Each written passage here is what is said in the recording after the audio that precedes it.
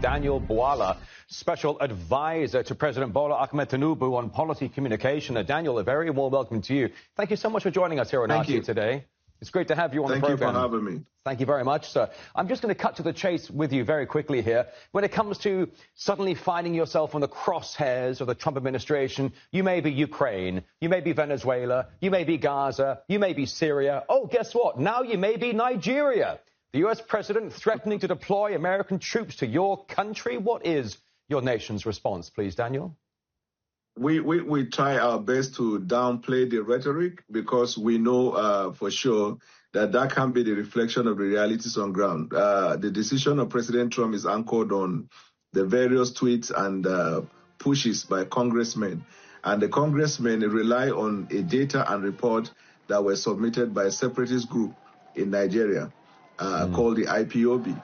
That there's a genocide of Christians in Nigeria, which is false, because all intelligence and non-governmental organizations that carry out their research and data about killings in Nigeria, none but these two that have affiliation with IPOB that indicated that there is a Christian genocide. In fact, even the content of the data contradict that. For example, the Inter-Society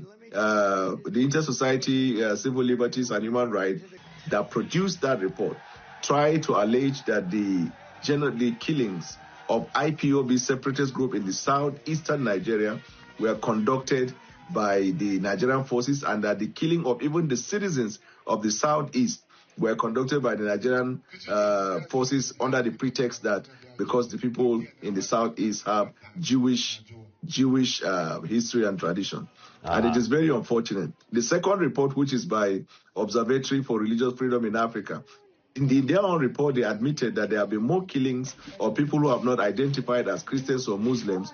They are followed by the killings of Christians, and thirdly, by the killings of the Muslims. But they concluded that these killings were conducted by Fulani militia, meaning that they kill Christians, they kill Muslims, and they kill non-Christians and non-Muslims. Yeah. How can you write a report like that and also conclude that there is a genocide of one of them? Yeah, I mean, I was just reading your interview with the BBC recently, and they were saying that there are various groups that are monitoring the violence. They say there's no evidence to suggest that Christians are being killed more than the Muslims in Nigeria, as you are saying, it's roughly evenly divided, I guess, between followers of both religions. In fact, you know what, going back to this interview with the BBC, by the way, you were in this interview, they said that claims of a genocide against Nigeria's Christians have been circulating in recent weeks and months in some right-wing American circles. How would you break down those last words I just said?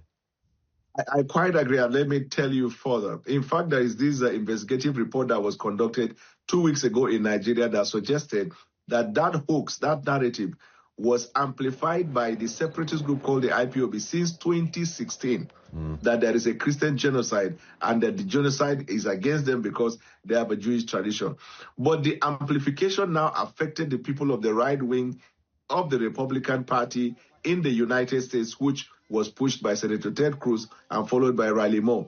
These are senators who have lost the favor and favor with the MAGA base because they were considered and are still considered as people that have pandered so much to the AIPAC and the AIPAC-backed agenda.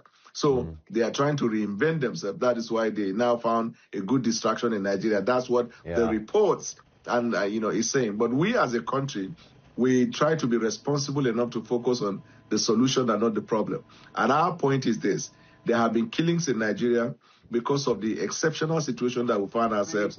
Our government has made massive progress in the fight against insecurity, and we're calling on Donald Trump to assist us with military apparatus that is requisite for us to fight insecurity. We do not need the boots of the American soldiers in our soil. There has to be a respect of our territorial integrity. Yeah, strong comment there, Daniel. I appreciate that. As you are live now on network television, I hope your message is getting across to all the right people. Daniel, I wanted to ask you, break down this commentary for me, if you would. The head of state of Sudan, the commander-in-chief of the Sudanese Armed Forces, General Abdel Fattah al-Burhan, has said, and let me just say this to you, the head of Sudan has said the CIA and Mossad are behind the killings in Nigeria.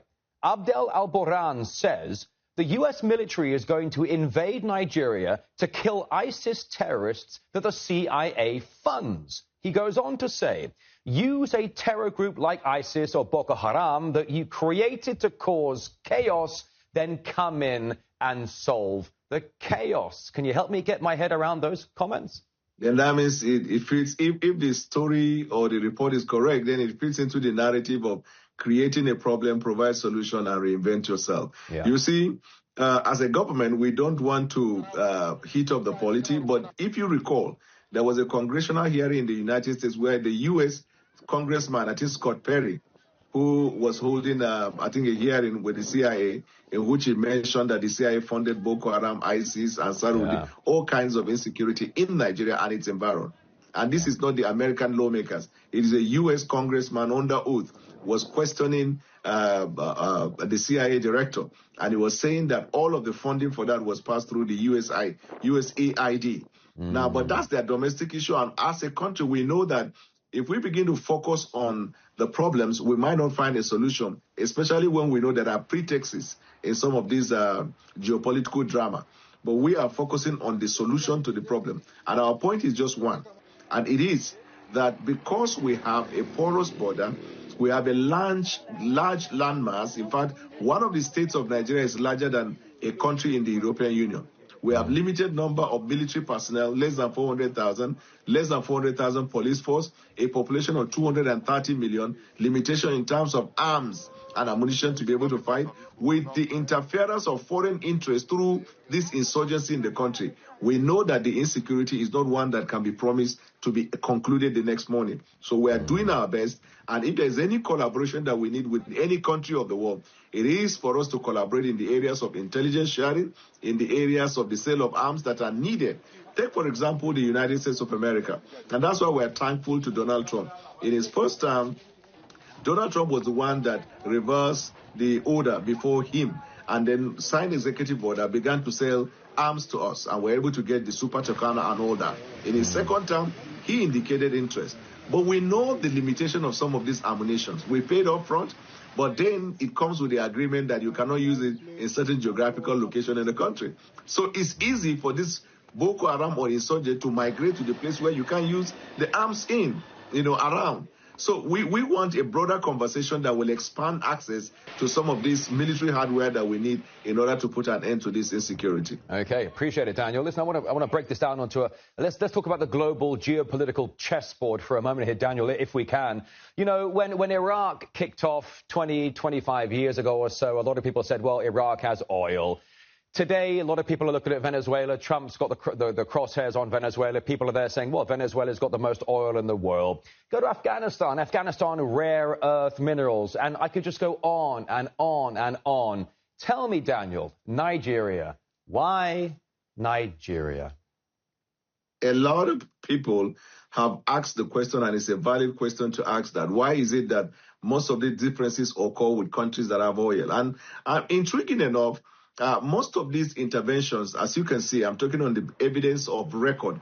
Most of these interventions that were carried out based on the intelligence assessment of CIA have almost always, proved to be wrong. Take, for example, the invasion of Libya and the ousting of Gaddafi. At the end of the day, Hillary Clinton, under oath, told the Congress it was a mistake. Barack Obama, after he left the office, said it was a mistake. When Iraq was invaded and Saddam was ousted, at the end of the day, George Bush admitted it was a mistake. There was no weapons of mass destruction. Yeah. Afghanistan was invaded. The regime was changed. After 11 years and more than $3 trillion, they had to give it back to the Taliban again and felt that it was a wasted war. You can go to Sudan. You can go to almost every part of the world where by the time after the fact assessment, it has always come to be that either there was a waste of money, or there is a poor report of intelligence, or there was no need for interference in the first place. This is the problems we are confronted, and it is creating a very serious problem around the geopolitical power equation. Yeah. Listen, it's a great comment right there, Daniel, and I will just give you one more, let you get out of here on this. I mean, look, Libya, Venezuela, Gaza, Syria, Iran, and so on and so forth. Daniel, To all of our viewers who are watching you right now from all around the world, and they're watching you live at this moment, I want to offer you the chance to make a final closing statement here. We've seen Trump. He loves to, rattle his saber. He talks about American exceptionalism. He talks about this country must behave this way. This country must behave this way. These guys have terrorists. These guys have drugs, so on and so forth. You have a chance now to speak to the world. What does the world need to understand right now as to why the Trump administration is zeroing in on Nigeria? Respect for territorial integrity of countries. And in fact, even if you think of interfering in foreign government, there are certain guidelines and factors that must influence your consideration. If the country is a hostile country to your national security interest, then it can be justified that superpowers do that. But in the case of Nigeria, Nigeria is a partner. We have shared interests and shared destiny. We both believe in democratic rule. We believe in the rule of law. We believe in the administration of justice. We believe we have shared intelligence, shared interest in intelligence, in financial crimes and all of that. You cannot have a friend like that and push out the rhetoric that you're just coming into that country to invade, to do this and that. We're only consoled by one fact, that President Trump being a businessman, that has been his tactics and style of communication, and Nigeria has never been the exception. You recall, it was the same case he had with the president of South Africa, and then he forced a sit-down. He had similar with that of Zelensky. He forced a sit-down. He had the same at some point with the leader of North Korea, and when he was threatening the nuclear power, nuclear war and all of that, at the end of the day, they had to reconcile. So that's why in Nigeria, we don't take that word in its literal sense. Right. We really interpret that he wants us to have a sit down and discuss on how we can broaden this fight against insurgency. We're open to that conversation. That's a really intriguing comment to wrap up our conversation here. Daniel Bwala, Special Advisor to President Bola Ahmed Tinubu on policy communication. It's been a pleasure. Thank you so much for joining us. Thank you for having me. Thank you. And thank you.